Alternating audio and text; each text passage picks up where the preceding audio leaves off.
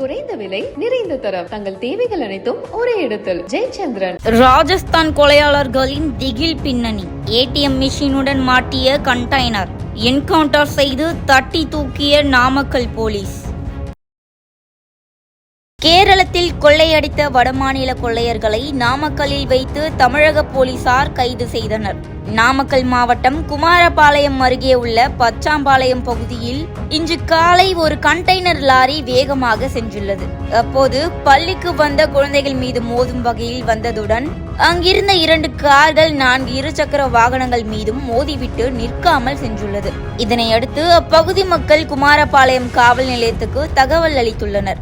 இதனைத் தொடர்ந்து லாரியை பின்தொடர்ந்து காவல் ஆய்வாளர் தவமணி தலைமையிலான காவல்துறையினர் சென்றுள்ளனர். இருப்பினும் லாரியை நிறுத்தாமல் வேகமாக சென்றுள்ளனர். இதனையடுத்து லாரி முன்பாக சென்ற காவல்துறையினர் லாரியை நிறுத்த முயற்சி செய்தனர்.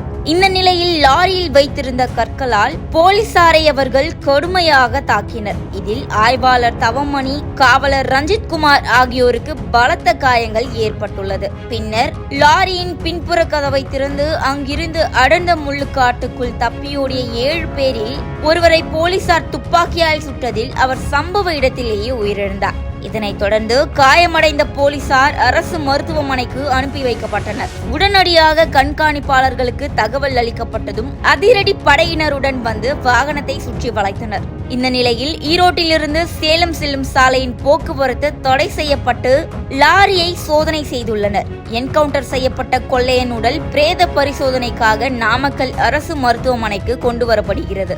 லாரியில் கட்டுக்கட்டாக பணமும் ஒரு சொகுசு காரும் இருப்பதாக தகவல்கள் கிடைத்துள்ளது.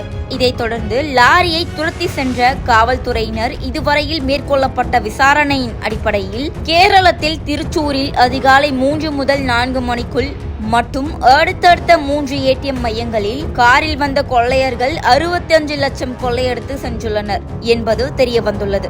கேரளத்தில் கொள்ளையடித்தவர்கள்தான் குமாரபாளையத்தில் சிக்கியுள்ளதாக தெரிகிறது. சம்பவ இடத்தில் 200க்கும் மேற்பட்ட காவல்துறையினர் குவிக்கப்பட்ட நிலையில் சம்பவம் குறித்து மேலும் விசாரணை நடந்து வருகிறது என்பது குறிப்பிடத்தக்கது.